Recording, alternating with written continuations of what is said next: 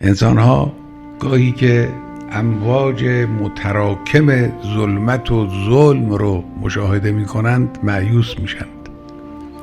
یاد امام زمان نشان دهنده این است که خورشید طلوع خواهد کرد، روز خواهد آمد.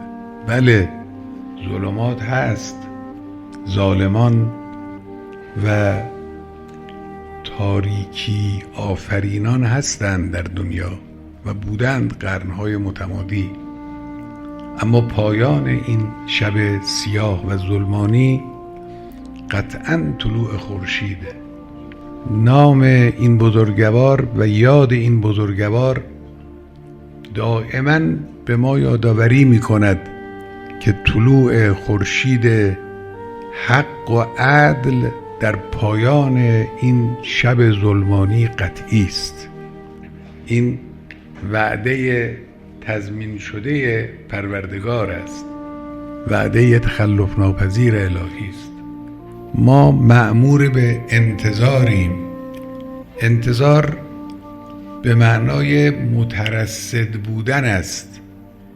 در ادبیات نظامی یک چیزی داریم به نام آماده باش. انتظار یعنی آماده باش. انسان مؤمن و منتظر اون کسی است که در حال آماده باشه.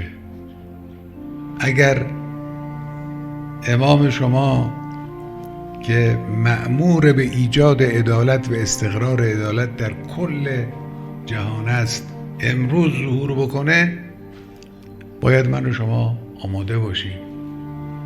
انتظار به این معناست.